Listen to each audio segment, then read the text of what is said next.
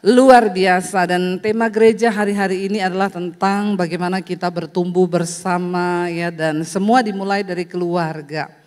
Ya, saya percaya iman yang luar biasa itu dimulai dari dalam keluarga. Bahkan Tuhan, ketika Tuhan memanggil bangsa Israel itu keluar dari tanah perbudakan di Mesir dan akan membawa mereka ke tanah perjanjian, Tuhan berulang kali memperingatkan saudara bahwa semua itu dimulai dari dalam keluarga.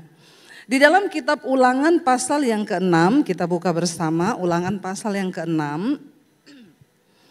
Ayat yang pertama sampai dengan ayat yang ke-13 ya. Apa yang Tuhan pesankan kepada Musa? Di sana judul perikopnya kasih kepada Allah adalah perintah yang utama ya, kita lihat.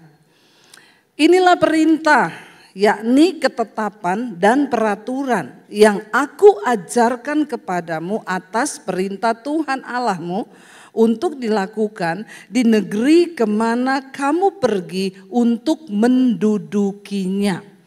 Kalau ayat ini dikatakan inilah perintah, inilah ketetapan, inilah peraturan, ini penegasan semua loh saudara. Kira-kira ini penting atau tidak? Sangat penting ya. Inilah perintah, yakni ketetapan dan peraturan. Ya, katanya gini, peraturan itu dibuat untuk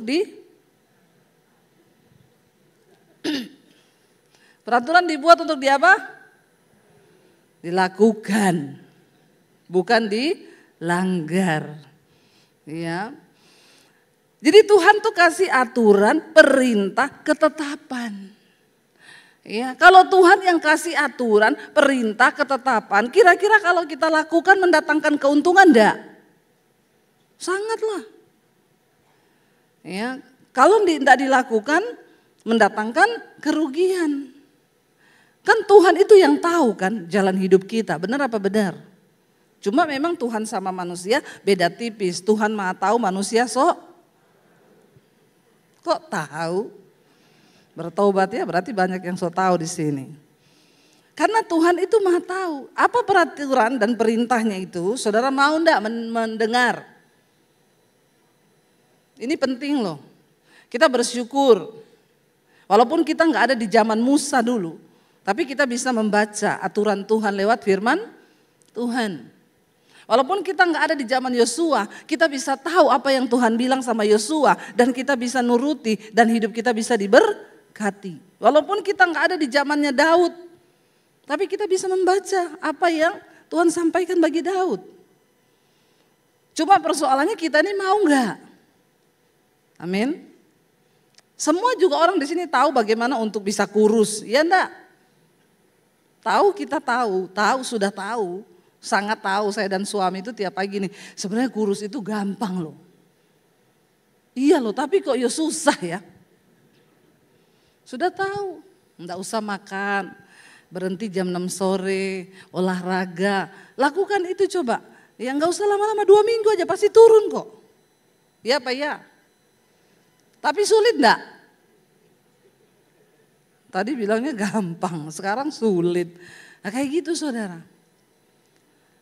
Ya firman Tuhan tuh berkata gini, aku ini memberikan kamu perintah. Perintah-perintahku itu tidak susah kata Tuhan. Tidak susah kalau mau dilakukan. Semua kembali ke niat kan? Niat. Harus ada niat. Nah ini yang Tuhan bilang begini ayat 2.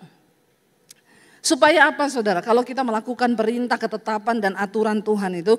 Supaya seumur hidupmu engkau dan anak cucumu takut akan Tuhan Allahmu dan berpegang pada segala ketetapan dan perintahnya yang kusampaikan kepadamu supaya apa? Lanjut umurmu. Amin. Cuma itu saja yang Tuhan minta loh sebenarnya orang Kristen ini. Kita ini berpegang yuk pada firman Tuhan. Berpegang pada ketetapan Tuhan. Ayat 3, maka dengarlah hai orang Israel, dengarlah hai jemaat GMS, lakukanlah itu dengan setia. Supaya baik keadaanmu dan supaya kamu menjadi sangat banyak. Seperti yang dijanjikan Tuhan Allah nenek moyangmu kepadamu di suatu negeri yang berlimpah-limpah susu dan Tuhan itu sebenarnya sudah menyediakan semuanya. Kita ini sedang dibawa ke negeri yang berlimpah-limpah berkatnya. Persoalannya kita mau gak hidup melakukan firman Tuhan. Itu aja saudara. Kalau kita nggak mau, ya itu pilihan kita. Lalu dikatakan begini, dengarlah hai orang Israel, Tuhan itu Allah kita. Tuhan itu Esa. Ayat 5 baca sama-sama dengan suara yang kuat. Kasihilah Tuhan Allahmu dengan segenap hatimu dan dengan segenap jiwamu dan dengan segenap kekuatanmu. Ini loh perintah yang dikasih sama kita ini. Bahkan Yesus mengulangi perintah ini. Ya. Dikatakan bahwa ya perintah itu cuma ini. Sebenarnya seluruh Alkitab, hukum Taurat dalam kitab para nabi kalau disimpulkan cuma dapat 2 hukum. Kasihilah Tuhan Allahmu dengan segenap hatimu, segenap jiwamu, segenap kekuatanmu dan kasihilah sesamamu manusia seperti dirimu sendiri. Jadi Alkitab, hukum semua kitab para nabi, semua ajaran Tuhan kalau dirangkum cuma dapat 2 hukum. Sedikit enggak? Sedikit sekali toh. Ya. Ada orang yang datang sama Yesus, Tuhan kasih tahu dong hukum mana yang harus aku lakukan supaya aku ini bisa masuk dalam kerajaan surga. Karena kan banyak nih. Dia bilang aduh terlalu banyak kalau saya mau lakukan semua. Tuhan Yesus itu memang berhikmat dan penuh hikmat. Tuhan bilang cuma 2 hukum kok yang harus kamu lakukan. Karena semua ya firman Tuhan, semua kitab para nabi, hukum Taurat kalau disimpulkan tuh cuma dapat 2 hukum. Cuma 2 hukum. Kasihilah Tuhan Allahmu dengan segenap hatimu, segenap jiwamu, segenap kekuatanmu. Engkau baru bisa mengasihi sesamamu manusia seperti dirimu sendiri. Kalau orang gak mengasihi Tuhan tapi dia bilang dia mengasihi sesama, itu pencitraan. Karena Tuhan Yesus bilang, gak mungkin kamu bisa mengasihi Tuhan yang tidak kau lihat. Kalau kau tidak bisa juga mengasihi manusia yang engkau lihat. Jadi ini ada timbal balik saudara. Harus dua-duanya. Dikatakan Tuhan tuh cuma minta ayo ajarkan ini kepada anak cucumu supaya baik keadaanmu. Kenapa hidup manusia itu enggak baik? Karena ngeyel, enggak mau nurut sama firman Tuhan. Kasihilah Tuhan Allahmu dengan segenap hati. Tuhan itu melihat hati. Lalu kasih Tuhan Allahmu dengan segenap jiwa. Di dalam jiwa manusia itu ada pikiran, perasaan dan kehendak. Kau nggak bisa cuma gini, aku mengasihi Tuhan kok dengan perasaanku. Tapi tidak dengan kehendakku, tidak dengan segenap ya roh, jiwa dan tubuh kita. Kalau engkau mengasihi Tuhan dengan segenap hati dan jiwa, maka kau nggak mungkin berantem dengan suami 3 hari 3 malam nggak omongan. Nggak usah tertawa ibu-ibu. Amin. Ada di sini yang berantem 3 hari 3 malam nggak omongan. Suami istri tolong angkat tangan. Saya suruh ini para pengerja baptis ulang. Direndam 20 menit. Biar kau buka mata langsung di rumah Bapa di sorga. Lebih baik tubuhmu binasa tapi jiwamu selamat toh. Enggak bisa saudara, kau berkata kau mengasihi Tuhan. Tetapi ternyata kau berantem dengan saudaramu lalu kau enggak bicara. Itu munafik namanya. Itu bohong. Bagaimana caranya? Ya kita harus beres dalam mengasihi Tuhan dengan segenap hati, segenap jiwa. Jiwa ini pikiran, perasaan dan kehendak. Walaupun semarah apapun kau sama suamimu, sama istrimu, ya nggak boleh kau nggak bicara, itu nggak boleh. Berarti kau nggak mengasihi Tuhan dengan segenap jiwamu. Orang itu kalau marah, nggak omong, nggak apa itu sakit jiwa. Dan ternyata banyak orang Kristen sakit. Tertawakanlah dirimu sendiri. Jadi bapak-bapak kalau ada istrimu sekarang marah-marah nggak omongan, 2 hari bilang, Bu periksa ke psikiater. Lagi sakit. Sakit jiwa itu bukan orang lari-lari di jalan nggak pakai baju, itu korslet. Itu udah korslet itu. Sakit jiwa itu kau marah, ndak bicara sama orang, jiwamu lagi sakit.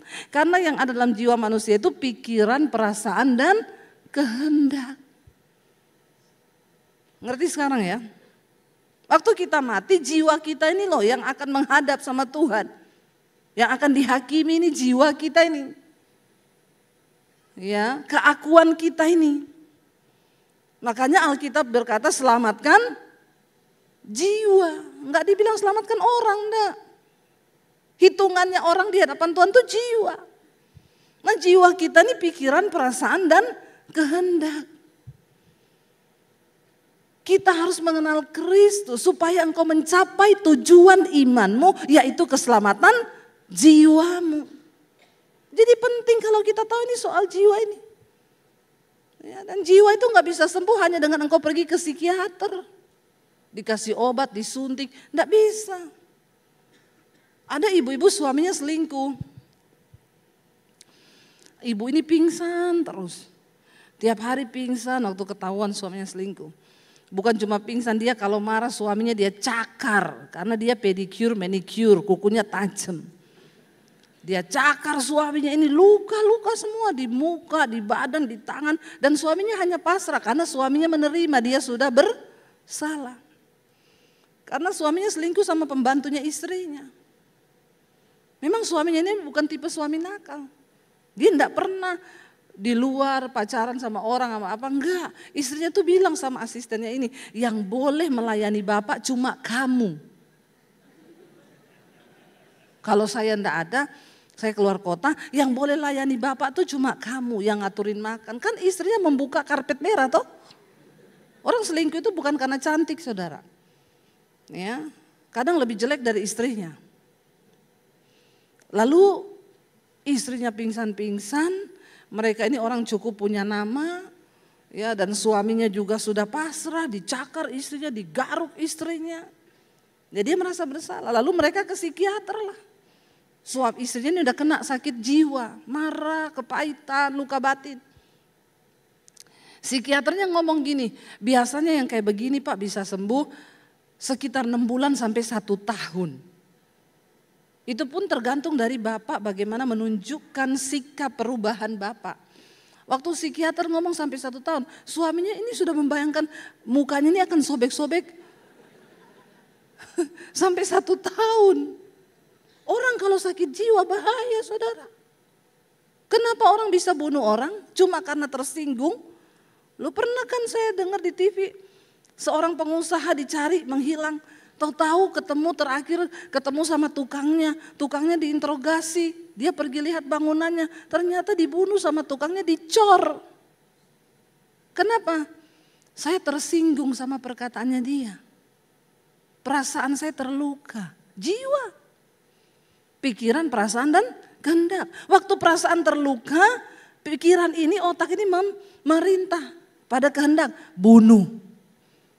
Makanya Tuhan Yesus bilang seorang pembunuh itu adalah seorang pembenci manusia. Siapa pembenci sesamanya manusia? Dia adalah seorang pembunuh manusia. Karena pembunuhan bisa timbul dari rasa benci, sakit hati, kecewa. Jiwa ini yang memerintah. Pikiran, perasaan, dan kehendak. Kenapa kita harus mencintai Tuhan dengan segenap jiwa? Supaya kau nggak sakit jiwa. Ya, banyak juga ibu-ibu nih sakit jiwa saya tahu. Kasihan ibu-ibu ini. Selama ini suami cuma berpikir dia yang tersakiti. Kamu tahu nggak? Aku ini cari nafkah untuk mengenai istri ini di rumah lebih stres dari kau Pak. Apalagi kau suruh istrimu, dia bilang gini, 10.000 di tangan istri yang bijak. 10.000 di tangan istri bijak jadi apa ibu-ibu? Toge sekarang 1 kilo berapa? Maaf ya, bayar parkir aja 15.000. Ya, jangan ikuti itu challenge ibu-ibu. 10.000 di tangan istri bijak jadi apa? Enggak jadi apa-apa. Enggak jadi itu. Biar mau disulap enggak jadi apa-apa zaman sekarang. Jangan kau pikir kau yang paling menderita, Pak. Ibu-ibu itu menderita, harus ngurus anak. Apalagi suaminya bilang cukup enggak cukup sekian ya. Nah, istri kan bukan tukang sulap. Amin ibu-ibu. Saya bela kau ini. Jadi tolong aminnya agak kenceng. Iya kan? Banyak orang terluka hari-hari disakit jiwa saudara. Jangan main-main tapi dengan jiwa ini. Kenapa Tuhan perintahkan untuk kau kasihi ya Tuhan dengan segenap hati, dengan segenap jiwa. Waktu kau lagi marah sama suamimu, ini jiwamu nih yang bergejolak. Hai jiwaku, kasihilah Tuhan. Waktu jiwamu mengasihi Tuhan, kau gak mungkin lagi marah sama suamimu. Amin.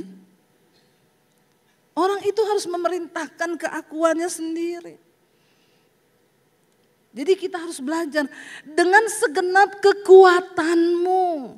Waktu jiwamu meronta gak mau, kau harus perintahkan pada kekuatanmu. Hei, kasihi Tuhan.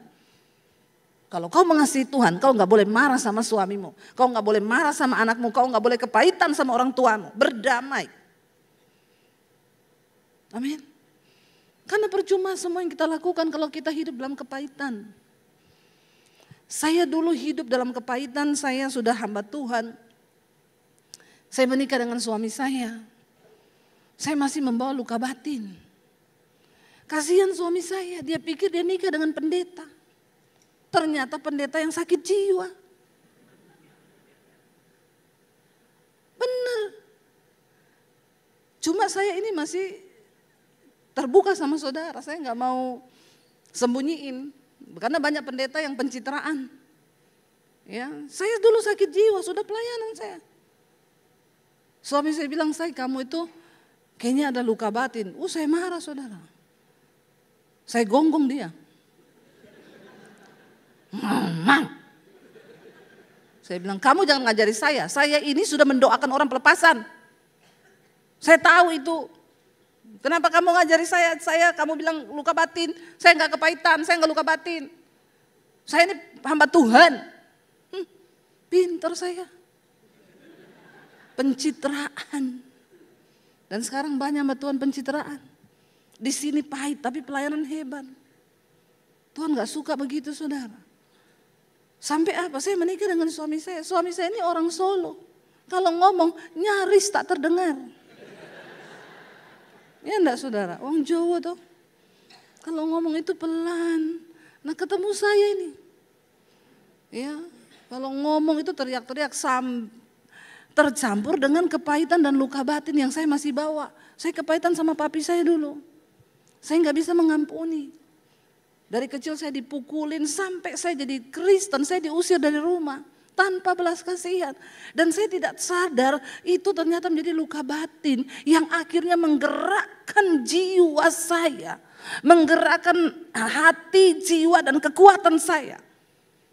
Ngeri saudara, orang itu kalau digerakkan sama luka batin dia bisa melakukan segala hal untuk balas dendam. Dan itu saya dulu. Saya nggak ngomong siapa-siapa, saya ngomong saya. Karena saya kepahitan sama orang tua saya. Dan saya sudah Kristen loh. Jangan bilang, setelah ikut Yesus nggak mungkin lah kita ini terpeleset. Nggak mungkin kita berdosa. Banyak. Cuma belum diakui saja. Nah saya ngakuin ini di hadapan saudara. Saya pelayanan. Tapi kalau saya tersinggung apa sedikit sama suami saya. Atau jangankan suami saya, ipar saya nih ngomong sesuatu. Yang ngomong ipar saya. Yang jadi sasaran suami saya. Benar. Saudara tertawa tapi suami saya waktu itu stres. Bagaimana kalau dia bersaksi sedikit ya? Boleh ya? Saudara gak pernah dengar suami saya ngomong kan? Ayo saya sini saya. Sudah ditepuk tanganin loh. Masa enggak maju? Ya, udah ditepuk tangan di jemaat enggak maju yo ngisin-ngisini toh. Pripun toh yo. Jadi kasihan dia saudara, dia pikir dia dapat hamba Tuhan, dia bebasir hebat ini. Ternyata, ini saya cerita yang benar loh. Shalom. Ya, satu tujuan saya waktu menikah, saya singkat aja nanti kesaksiannya. Tujuan saya menikah, waktu itu saya melayani Tuhan dan saya ketemu istri saya sudah pendeta dan saya merindukan satu keluarga yang surgawi ada dalam kehidupan saya sebab dua hamba Tuhan menikah otomatis atmosfer surgawi itu ada dalam kehidupan kami.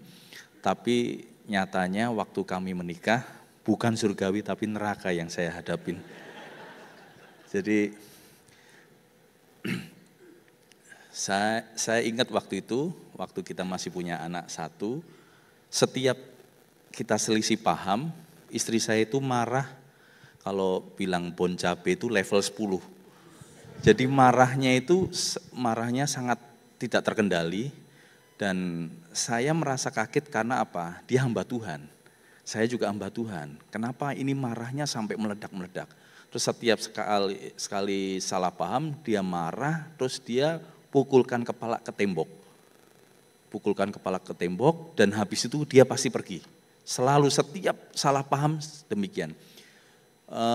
Berulang kali demikian saya waktu itu merenung dan berdoa sama Tuhan. Tuhan, saya ini merindukan sebuah keluarga yang surgawi, tetapi kenapa surgawi itu tidak ada dalam keluarga saya, bahkan neraka. Saya harus tanggung itu terus dan saya harus lari kemana saudara?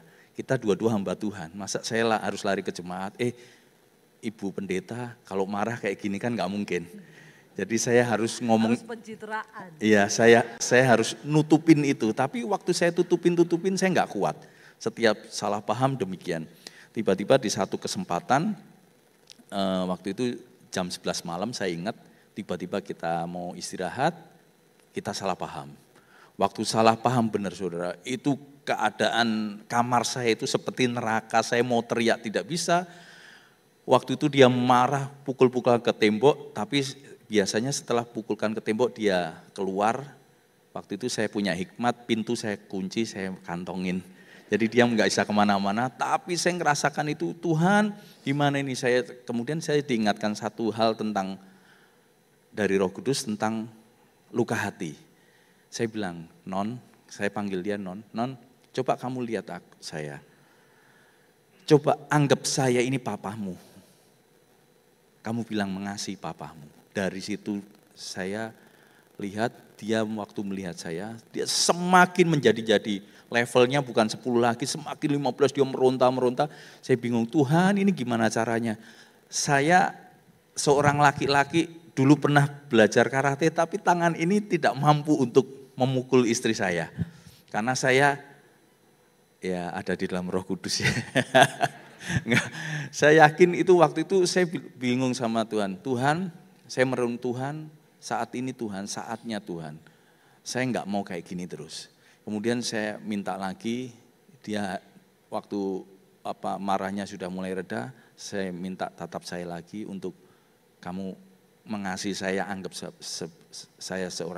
saya papimu. Tetap enggak bisa, saya layani dia 4 jam saudara. 4 jam meronta-ronta, nangis meronta terus kemudian saya bingung, saya berdoa sama Tuhan, tolong saya enggak mau gini terus. Kemudian saya ingat ada sebuah gitar, kemudian saya main, saya cuma nyanyi gini, kasih dari surga memenuhi hati ini, kasih dari Bapa surgawi. Saya melayani dia saudara 4 jam, kelepasan terjadi. Dan jam 2, jam 3 pagi itu satu pemulihan yang luar biasa. Akhirnya dia bisa menatap saya dan merangkul saya dan dia bilang, Papi, aku mengasihimu. Dan ada satu kelepasan yang luar biasa dan luka batin yang bertahun-tahun itu boleh terlepaskan. Dan dari situlah saudara, dari detik itu sampai sekarang dia nggak pernah marah lagi. Malah saya kangen marahnya dia. Haleluya. Saudara tersenyum mendengar kesaksian ini. Tapi kami waktu itu mengalaminya berat. Benar suami saya bilang, dia bingung mau konseling sama siapa. Kita nih hamba Tuhan, saya sudah khotbah. Suami saya juga hamba Tuhan. Hidup kita harus dibalut dengan pencitraan. Nanti kalau enggak jemaat bilang apa? Orang nanti ngomong apa kalau rahasia kita terbuka? Tapi Tuhan itu melihat sampai kedalaman hati. Apakah engkau mengasihi Tuhan dengan segenap hati, segenap jiwa, dan segenap kekuatanmu? Kita bisa pakai jas hebat terlihat di mimbar. Kita bisa dipandang orang, wow pendeta hebat. Tapi kau tidak bisa tutupi hatimu dari Tuhan. Kalau ada kekecewaan, luka batin yang masih kau simpan, itu akan menggerakkan kehendakmu karena itu ada dalam jiwa. Banyak orang saudara menggerakkan sesuatu dan dia bisa melakukan yang luar biasa kelihatannya. Tapi itu didasari dari luka batin, kekecewaan, kepengen balas dendam. Saya dulu gila, saya tersinggung lah, wong suami saya ini sabarnya kayak begini. Dia cuma salah ngomong atau ipar saya yang salah ngomong, saya bisa meledak, saya tempelin muka saya pukulin kepala saya ke tembok. Saya bilang begini, enggak ada orang sayang sama saya. Termasuk kamu, papi saya aja yang orang tua saya tidak sayang sama saya. Itu gila loh saudara.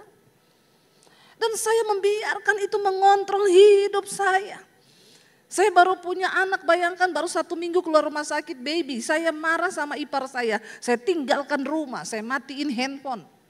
Saya pergi ke rumah teman saya dari pagi sampai malam. Teman saya bilang gini, Dep, kasihan loh suamimu ini pasti bingung nyariin kamu. Biarin, biar dia kapok. Teman saya bilang kan yang salah bukan suamimu. Orang itu kalau sakit jiwa, dia suka lihat orang menderita. Terus orang ngomong apa gitu dia tersinggung. Dia marah padahal itu omongan biasa. Karena di sini luka, ya gampang terluka. Akhirnya teman saya diam-diam telepon suami saya. Dan Debbie di rumahku datang ke sini jemput. Bayangkan saudara, suami saya itu enggak bersalah. Apalagi ketika anak saya sudah lahir. Itu anak saya saudara saya pukul, saya apa. Tapi ya itulah. Ya Tuhan tidak mau. Tuhan mau kita ini mengasihi dia dengan segenap hati, segenap jiwa, segenap kekuatan. Kita mampu kok melakukan firman. Waktu kita bersandar pada Tuhan. Karena Alkitab berkata, apa yang tidak mungkin engkau lakukan karena keterbatasanmu sebagai manusia, itu akan dilakukan oleh Allah dalam dirimu. Amin. Karena kesanggupanku adalah pekerjaan Allah di dalamku. Tidak ada saudara orang yang mampu melakukan firman. Tapi waktu kita duduk di kaki Tuhan dan nangis dan bilang, Tuhan aku mau Tuhan. Mampukan aku Tuhan. Saya ini banyak saudara dilukai. Bahkan oleh pendeta-pendeta bahkan. Tapi saya belajar. Aku mau mengasihi Tuhan dengan segenap hati. Saya percaya semua hal yang Tuhan izinkan terjadi itu kan untuk membentuk iman kita. Mendewasakan iman kita. Nah sekarang tergantung kita mau kepahitan atau kita mau berespon dengan benar. Makin benar kau berespon, ya makin cepat engkau diproses oleh Tuhan. Dibawa ke level yang lebih tinggi. Ingat pencapaian seseorang itu tidak terlihat dari usahamu yang sukses, dari pelayanannya, wow. Dari apakah hidup kita ini berkenan atau tidak sama Tuhan. Dan semua persoalan rahasia hati kita itu kitalah yang tahu. Orang tahu, orang lain tidak ada yang tahu. Makanya Alkitab bilang, jagalah hatimu dengan segala kewaspadaan. Kalau saya pakai baju kebalik, ya pasti hospitality-nya pengerjanya udah ngomong, Bu maaf baju ibu kebalik. Tapi kalau hati saya yang kebalik, siapa yang bisa kasih tahu saya? Bahkan Pak Yusuf gak bisa kasih tahu saya. Bu Debbie maaf kenapa? Hatinya ibu kebalik. Ibu senyum tapi di hati dongkol. Kan gak ada yang tahu. Urusan hati urusan kita dengan Tuhan. Tapi percayalah kalau hatimu ndak beres, jiwamu ndak beres, engkau ndak mengasihi Tuhan dengan hati dan jiwa, berkatmu itu terhalang saudara. Nggak ada damai sejahtera di hidup. Itu berkat yang nomor satu dalam hidup kita. Damai sejahtera dan sukacita. Mau sekaya apapun orang kalau nggak ada damai dan sukacita buat apa? Sebaliknya, semiskin apapun kita, waktu ada kebenaran, ada damai sejahtera dan sukacita, itu kita lebih dari pemenang loh saudara. Amin. Itu berkat Tuhan. Makanya kita belajar hari ini. Tuhan bilang, ayo kasihilah Tuhan Allahmu dengan segenap hatimu, dengan segenap jiwamu, dan dengan segenap kekuatanmu. Apa yang kuperintahkan kepadamu pada hari ini haruslah engkau memperhatikan. Ayat 7, haruslah engkau mengajarkannya apa? Berulang-ulang kepada anak-anakmu dan membicarakannya apabila engkau duduk di rumahmu, apabila engkau sedang dalam perjalanan, apabila engkau berbaring dan apabila engkau bangun. Perkatakan dan ucapkan dan ajarkan firman Tuhan. Agar kita mengasihi Tuhan. Ya, dan dikatakan haruslah juga engkau mengikatnya sebagai tanda pada tanganmu dan haruslah itu menjadi lambang di dahimu. Bayangkan loh firman Tuhan itu harus selalu kita bawa di dahi, itu di otak kita nih. Tanamkan firman Tuhan. Ya, dan haruslah engkau menuliskannya pada tiang pintu rumah dan pada pintu gerbangmu. Ya, maka apabila Tuhan Allahmu membawa engkau masuk ke negeri yang dijanjikannya dengan sumpah kepada nenek moyangmu, yakni Abraham, Ishak dan Yakub untuk memberikannya kepadamu kota-kota yang besar dan baik yang tidak kau dirikan, rumah-rumah penuh berisi berbagai barang yang baik yang tidak kau isi, sumur-sumur tidak kau gali. Tuhan akan melakukan semuanya saudara. Kebun-kebun anggur, kebun-kebun zaitun yang tidak kau tanami. Dan apabila engkau sudah makan dan menjadi kenyang, 12 berkata, maka berhati-hatilah supaya jangan engkau melupakan Tuhan yang telah membawa kamu keluar dari tanah Mesir, dari rumah perbudakan. Haruslah apa? Takut, baca bersama, engkau harus takut akan Tuhan Allahmu, kepada Dia haruslah engkau beribadah dan demi namanya haruslah engkau bersumpah. Janganlah kamu mengikuti Allah lain dari antara Allah bangsa-bangsa sekelilingmu. Sebab Tuhan Allahmu adalah Allah yang cemburu di tengah-tengahmu, supaya jangan bangkit murka Tuhan Allahmu terhadap engkau sehingga Ia memunahkan engkau dari muka bumi. Saudara, dari awal bangsa Israel sebelum masuk ke tanah perjanjian, yang Tuhan ulang-ulang itu supaya mereka mengasihi Tuhan dengan segenap hati, jiwa dan kekuatan mereka. Ayo kita mulai itu dari dalam keluarga kita. Tadi pagi saya menyampaikan tentang Yosua. Yosua seorang muda yang dipilih oleh Tuhan. Bahkan ketika dia dipilih dia takut, dia bilang Tuhan aku ini masih muda. Tuhan bilang jangan takut. Asalkan engkau perkatakan kitab Taurat ini, renungkan itu siang dan malam, dan bertindaklah hati-hati sesuai dengan semua yang tertulis dalamnya, maka perjalananmu akan berhasil dan beruntung. Kembali Tuhan suruh untuk renungkan firman, hidup takut akan Tuhan. Kita tahu Yosua berhasil. Dan tadi pagi saya sampaikan Yosua pasal 24, itu adalah pidato Yosua yang terakhir kepada bangsa Israel setelah mereka berhasil masuk ke tanah perjanjian. Sebelum Yosua mati, Tuhan suruh Yosua kumpulkan segenap umat Israel di Sikem. Kenapa di Sikem? Sikem adalah tempat pertama Abraham mendirikan mezbah bagi Tuhan. Ketika Abraham dipanggil oleh Tuhan, waktu itu namanya masih Abram. Abram, pergilah engkau keluar dari negeri sanak saudaramu, aku akan menuntun engkau masuk ke satu tanah yang aku janjikan kepadamu.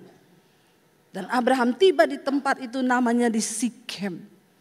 Dan disitulah Tuhan berfirman kepada Abraham. Dan Sikem tempat pertama mezbah dibangun oleh Abram untuk mencari dan menyembah Tuhan. Dan tidak secara kebetulan Alkitab itu ditulis. Ketika bangsa Israel bisa masuk ke tanah perjanjian, mereka di Sikem dikumpulkan oleh Yosua di tempat yang sama di mana pertama kali Tuhan menyampaikan janji itu kepada Abraham. Ya, dan Yosua mengingatkan kepada bangsa Israel, engkau sekarang sudah masuk ke tanah ini. Yosua Itu kitab Yosua yang terakhir pasal 24. Setelah itu Yosua mati.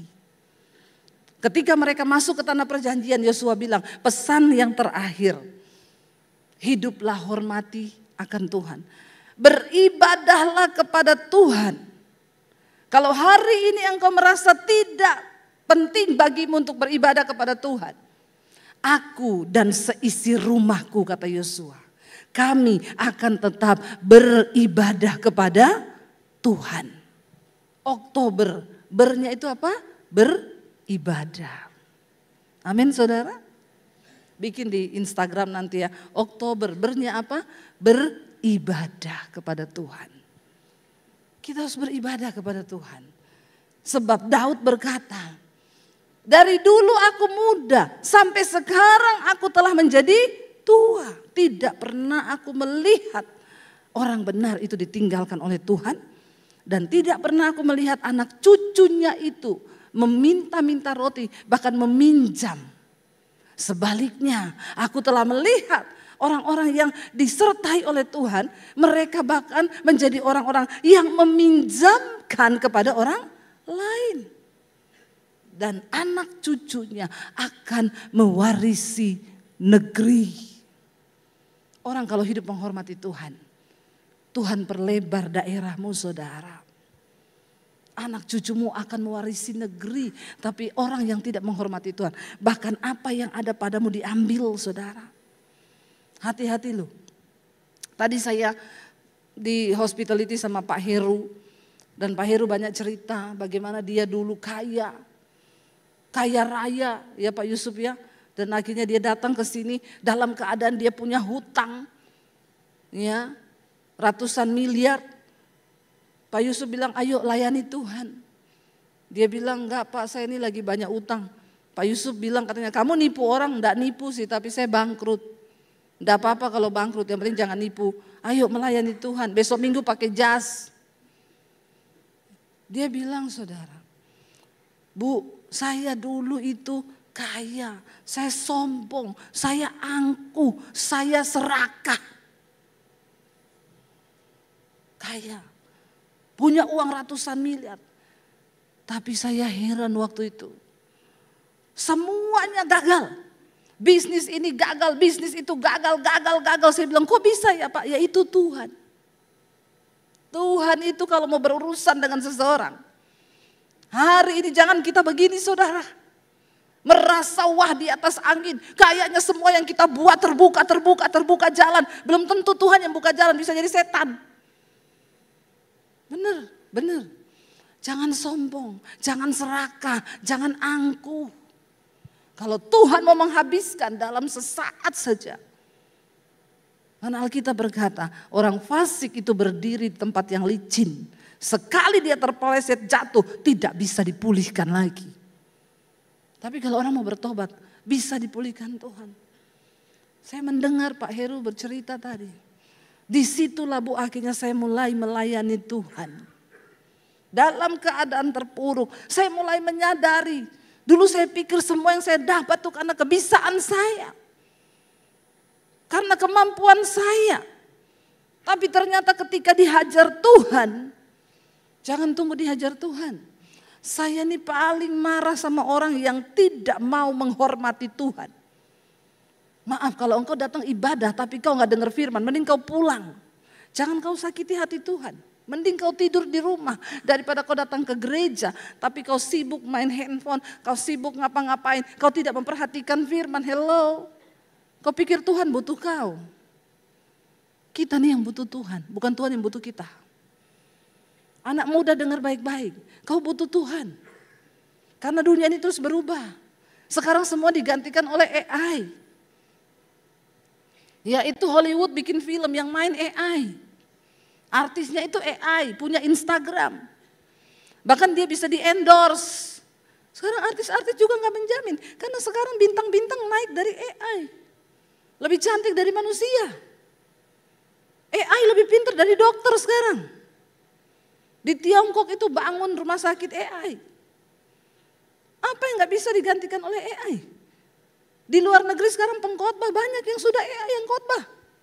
Ada yang tanya sama saya, Bu, menurut Ibu bagaimana ini? AI khotbah loh Bu, ya setidaknya AI enggak homo. Setidaknya AI enggak selingkuh. Karena kan pendeta selingkuh banyak. Setidaknya AI itu enggak sombong. Setidaknya AI-nya enggak kepahitan, amin. Kan Tuhan bisa pakai apa aja tuh. Soal urapan turun sama kau atau tidak itu bukan karena pendetanya. Karena hatimu terbuka atau tidak sama Tuhan. Karena Tuhan melihat imanmu. Jangan lihat pendetanya, oh ini pendeta bagus, ini enggak bagus. Firman itu berkuasa. Waktu firman itu disampaikan hatimu terbuka, firman itu akan bekerja dalam hatimu. Tapi kalau engkau enggak mau terbuka bagi Tuhan, biar pendeta siapa juga yang kuat bersini, biar Tuhan Yesus yang bicara juga, kau enggak dengar kok. Hati-hati saudara. Anak muda ke depan. Kau belum cari kerja ini, kau masih kuliah. Padahal orang yang dipecat sudah puluhan ribu. Iya enggak? Buka matamu lebar-lebar, jangan santai. Jangan santai. Orang-orang yang lulusan cum laude sekarang nganggur loh. Ya, kau sudah otak pas-pasan. Maaf ya, keahlian enggak punya. Enggak takut Tuhan, enggak menghormati Tuhan, mau jadi apa kau? Maaf ya, saya ngomong memang harus begini toh ngomongnya. Udah gak usah main-main lagi kan sekarang, udah mau kiamat. Bener enggak? Saya tuh ngomong saudara. Ya, otak pas-pasan, semuanya nggak ada, keterampilan nggak ada, kok nggak takut Tuhan? Setidaknya walaupun kita ini nggak pintar-pintar banget, tapi kita takut Tuhan. Tuhan tuh bisa pakai orang yang takut akan Tuhan, yang menghormati Tuhan. Tuhan bisa angkat hidupnya dengan cara-cara yang supranatural, amin. Coba kamu bayangkan nggak bagaimana Tuhan angkat Yusuf jadi Perdana Menteri di Mesir. Untuk seorang bisa jadi Perdana Menteri, dia kan harus melewati tahapan-tahapan, benar nggak saudara? Tidak mudah loh. Tapi waktu dia takut akan Tuhan, Tuhan angkat Yusuf bagaimana? Lewat penjara. Yang harusnya itu menjadi kutukan bagi manusia, kok di penjara? Habis sudah karirmu.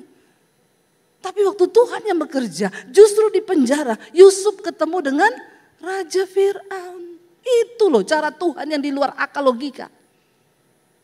Jangan pakai logikamu terus. Karena Alkitab bilang terkutuklah orang yang mengandalkan kepintarannya sendiri. Tapi diberkatilah orang yang mengandalkan Tuhan. Banyak hal-hal supranatural yang bisa Tuhan buka hari-hari ini. Bagaimana saya hari ini bisa orang tahu saya. Dengan YouTube, saya ke Australia, saya kemana-mana tuh, saya cuma tulis aja, puji Tuhan landing di Australia. Itu inbox masuk, ting ting ting, Bu Debbie mau ajak makan Bu, mau ngajak ini Bu, tinggal di rumah saya Bu, gini. Saya nggak tahu mereka tuh siapa. Dan siapa yang buat begitu? Tuhan.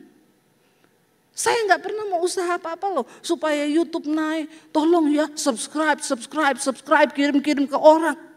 Nggak bisa, kalau bukan Tuhan yang berperkara. Sia-sialah usaha orang membangun sesuatu. Letakkan Tuhan sebagai yang paling utama di hidup kita. Hormati Tuhan. Karena Tuhan berkata begini. Siapa menghormati aku, akan kuhormati. Itu firman-Nya loh. Saudara bisa bayangkan Tuhan bilang, siapa menghormati aku, dia akan kuhormati. Kalau Tuhan menghormati kita, makanya gak usah cari muka sama manusia. Gak usah gila hormat, amin. Percuma, ngapain saudara? Cari muka aja sama Tuhan. Bagaimana caranya cari muka sama Tuhan? Dapatkan perkenanannya. Kasihi dia dengan segenap hati, segenap jiwa, segenap kekuatan. Waktu kau dapat hatinya Tuhan.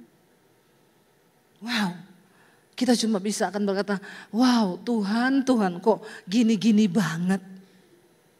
Benar, kok gini banget sih Tuhan. Kita baru kepikiran apa, Tuhan sudah lakukan. Hari ini saya dengan suami begitu. Kami ini berdua kalau cuma lihat-lihat ini, kok Tuhan gini banget ya. Oh ya kenapa ya. Tapi dulu juga waktu menderita gitu, kok Tuhan yo gini banget ya. Ternyata sama saudara. Tapi rasanya beda. Ayo hormati Tuhan. Taruh Tuhan pada prioritas yang pertama. Kalau kau sedang ada dalam kesusahan hari ini, jangan cari manusia. Jangan coba pinjam-pinjam uang sama orang. Saya undang para imam musik maju. Jangan, enggak usah andalkan manusia, enggak usah. Duduk di kaki Tuhan. Cari Tuhan, andalkan Tuhan. Datang beri hidupmu yang terbaik kepada Tuhan. Beri hatimu yang terbaik kepada Tuhan. Waktu kau beri semuanya bagi Tuhan, Dia Tuhan yang turut bekerja dalam segala perkara untuk mendatangkan kebaikan bagi hidup kita. Kita bangkit berdiri bersama dalam hadirat Tuhan.